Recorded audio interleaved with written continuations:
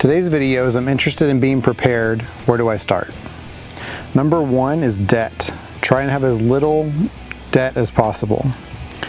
Cash. Number two, my recommendation is 1 year of cash. This is to cover groceries, rent, mortgage, car payments, insurance, utilities, and other bills your family covers each month or yearly recurring charges. Number three, once the financials are addressed, you can have some money to invest in being a better prepared person or family. Number four, these are the basics. Shelter.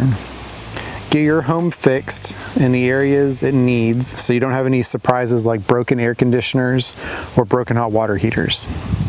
Number two, go around your windows and make sure they can lock. Number three, go to your exterior doors and harden them. Hardening them to me means screwing plates and hinges into the studs, not just the frame of your door. Cleaning your peepholes or adding a peephole. Adding good lighting external to your door. Place a thorny bush or hedge under your windows in an area so that someone cannot get between your window and the bush. Have no dark, obstructed angles from your car to your house door where you walk to, where you go from your house to your car or from your car to your house. Do not give criminals any viewing inside of your home during the day or the night. So when it's daytime, it's fine to have windows open, blinds open, all that kind of stuff. It's great. You can let the sunshine and wind in. It's very nice.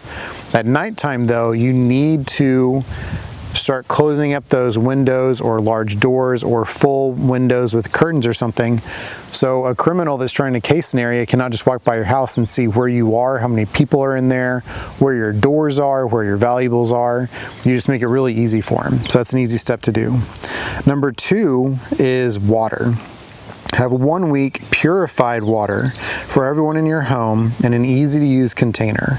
And my personal rule is 3 gallons per person per day. FEMA is 1 gallon per person per day. Number three is food.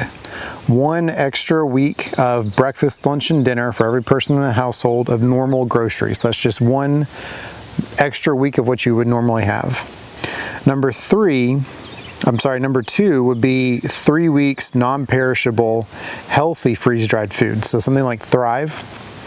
Number three, 1 month freeze-dried food, and this would be something Mountain House or My Patriot Supply, something that is, if you choose to, the less expensive, usually higher salt, higher chemical kind of stuff. If you can though, I always recommend Thrive. We're a consultant for them. I love them. They're healthy. They're just a really good food option. Medical.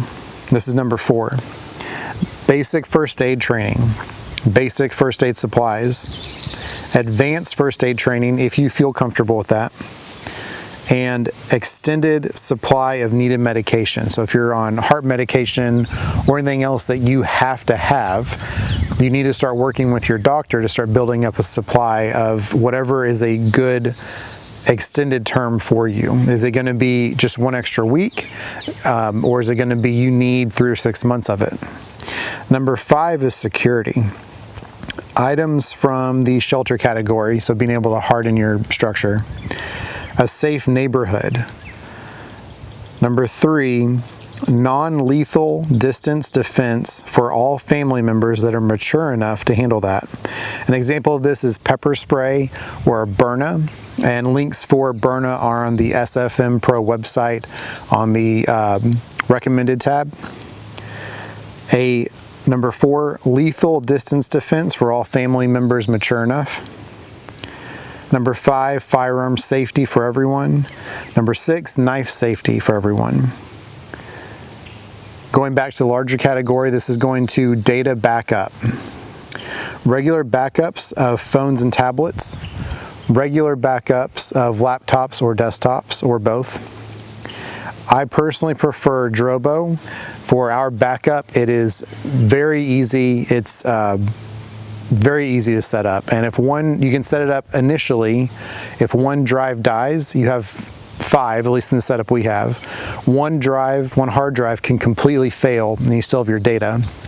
You can set up where you have 2 drives completely fail, and then you still have all your data backed up. Number 4 is off-site backup in case your house is broken into or there's a fire.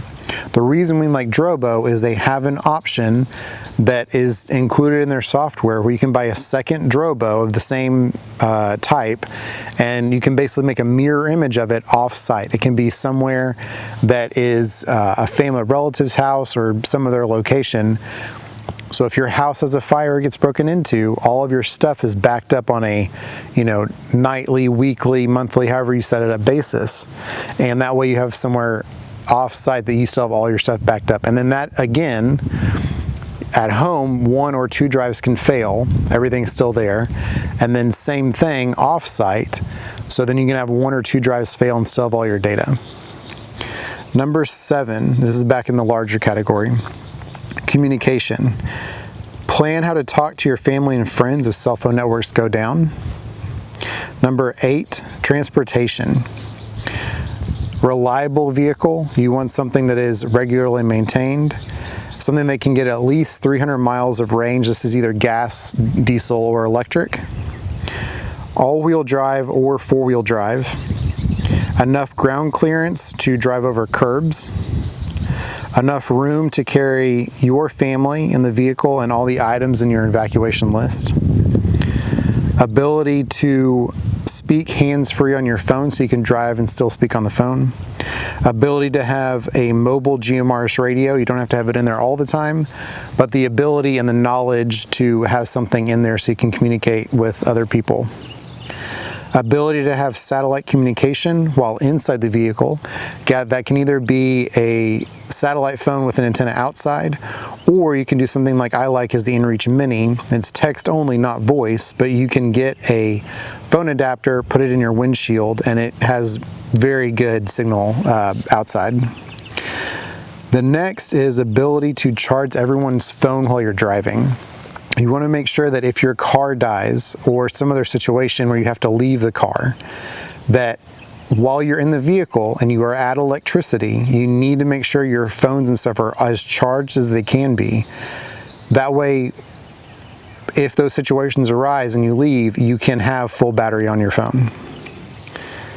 Next, know how to jump your car. That's jumper cables or a booster pack if your car battery dies. And what to do if you have an electric car. What do you do for that? Know how to change your tires. Have basic hand tools. Have paper maps of commonly gone to areas. And know your vehicle's limitations on and off road.